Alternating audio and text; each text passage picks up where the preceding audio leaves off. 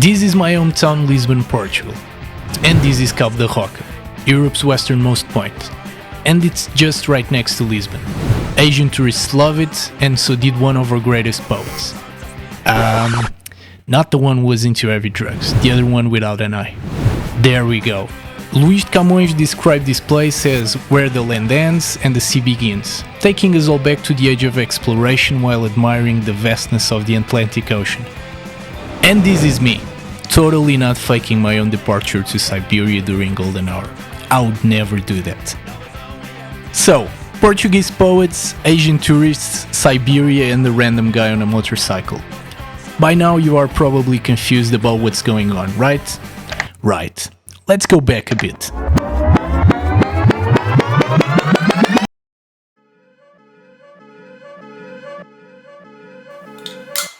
My name is Luís Meleirinho, and besides being a failed low-life filmmaker, I'm also an adventure motorcycling enthusiast. Too enthusiastic, actually. The last couple years have been really harsh on everyone, but that's not new anymore.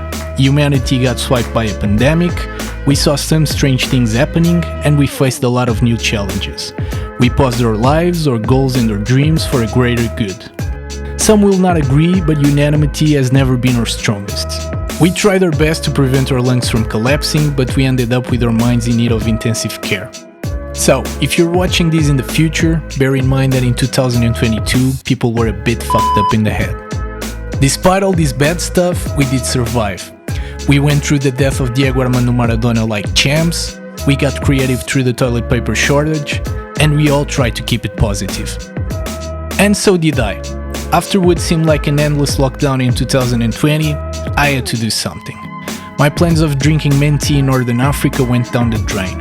It was impossible to cross any borders, and at one point it was even forbidden to cross your own street.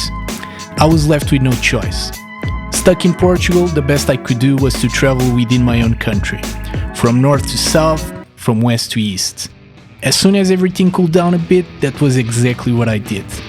I packed all my stuff, filled the tank with gas, and left the concrete jungle behind towards the north, looking for something else rather than the prison where I had been stuck for the past few months. I hit the road, and in no time I was out of the city, riding next to medieval castles and camping alongside the Tagus River. The road started giving me amazing scenery, and little by little things were feeling more normal again. I rode to the exact center of Portugal, got lost in the very beautiful and peculiar schist villages, and ended up on the highest peak of continental Portugal. I crossed several mountain ranges, small villages, rivers, dams, and breathtaking valleys like the Douro one. The food was great, people got nicer, and the road started getting really interesting. The corners never ended, and scrapping your food packs on the tarmac was getting too boring. So I guess I had to scrap something else just for the sake of it. And just like my ex-girlfriends, the universe itself had its funny way of letting me know that I was trash.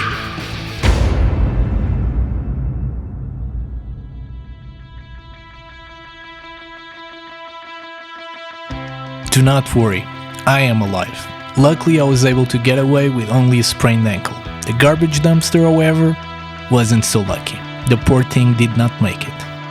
The trip ended here for me. As they say, you play stupid games, you win stupid prizes. Surprisingly, the bike didn't suffer at all, and with only a few scratches it was up and running at the spot. But my ankle was in a pretty bad shape. Sometimes good things come right after bad things. This was one of those cases. I crashed not too far from the city of Chaves, and Chaves is one of the most welcoming and heartwarming motorcycle clubs in the whole country. And they promptly came to the rescue. They fed me, made sure I had plenty of alcohol, and took care of my bike while I came back home to get my shit together. Honestly, getting to know them was worth the crash. Back in Lisbon, it was time to recover. After all, I still had a trip to finish. A bit of therapy here, a couple beers there, a bit more therapy, some cocktails, and after a couple weeks I was already feeling capable of continuing. So I returned to Chaves, jumped on the indestructible machine, and got back on the road. This time, I was heading south. Portugal again was offering me amazing scenery on the way down, and soon enough I reached my favorite part of this country, the Alentejo region. Maybe it's the arid landscapes that seem endless or the simplicity of the culture. But there's something wild about Alentejo, something that makes you feel that you're having a real adventure.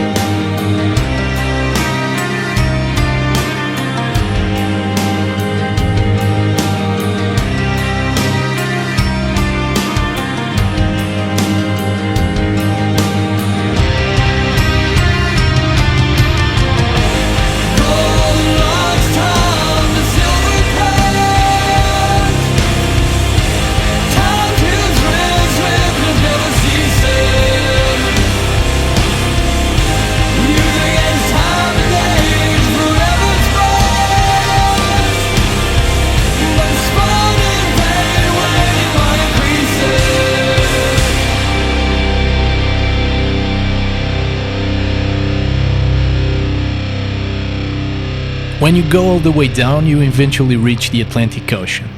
I guess it's time to enjoy the beaches in Algarve. From here, it's only a 300-kilometer ride all the way back home along the coast.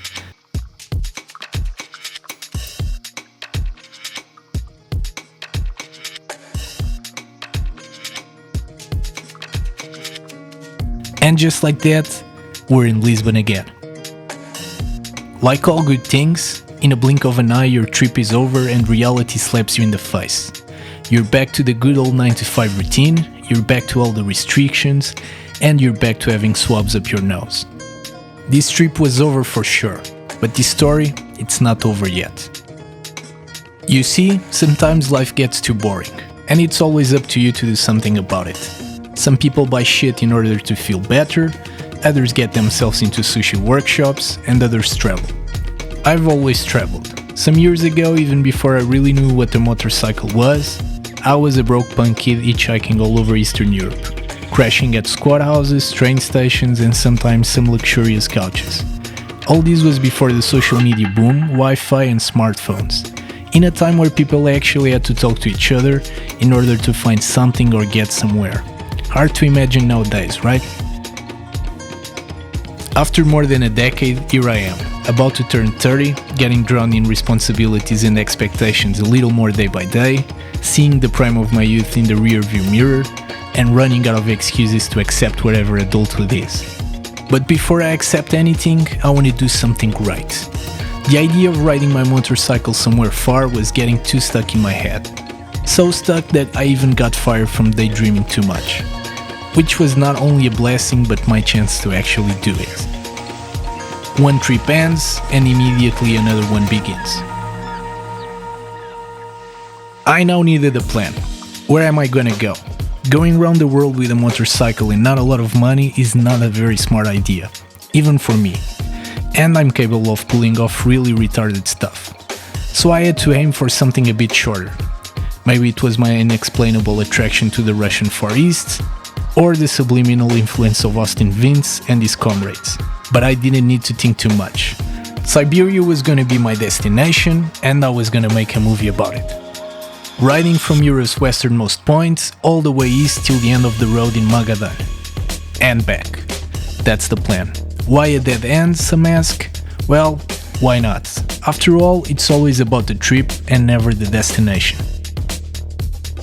Although I'm not a big fan of planning, crossing several borders and an entire continent require a minimum preparation, and it all starts with setting up a route. I knew I wanted to go through Central Asia, but I didn't really know how I was gonna come back, which is fine for now.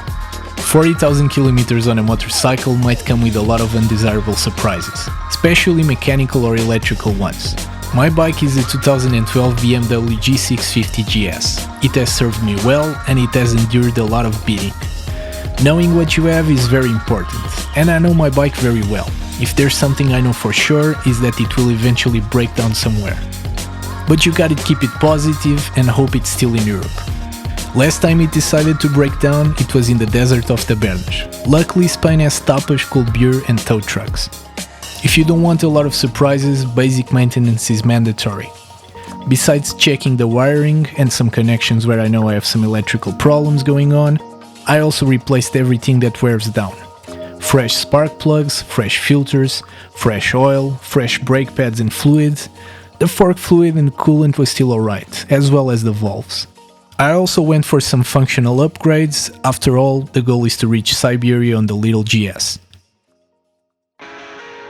With a shiny motorcycle straight out of the garage and something that resembles a plan, it's time to pack your bags. And this is where it gets very personal.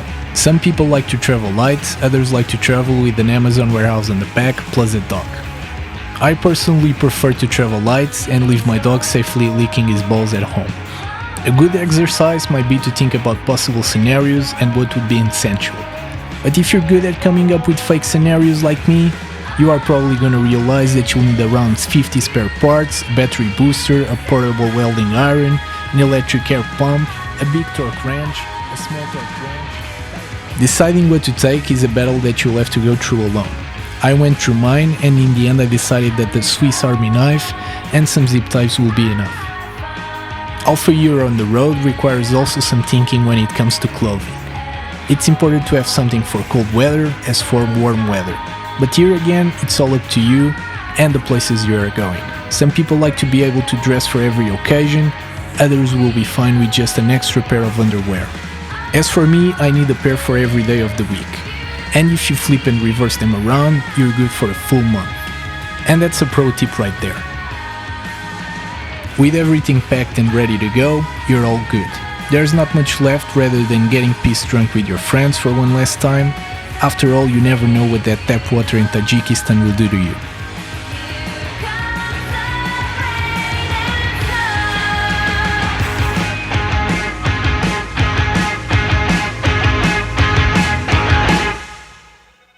And here we are again, back at the beginning, facing the Atlantic Ocean like a true Portuguese explorer. But unlike them, I'm not going west, I'm not going to enslave anyone or colonize anything, and I'm not going to come back richer. As a matter of fact, I'm going to come back even more broke than I ever was. 4,000 kilometers, 6 months on the road, a bunch of countries, who knows what's going to happen. Right now, it's time to ride away into the sunset and into the unknown. Thanks for watching. My name is Luís Meleirinho, and this is The Great Breakout.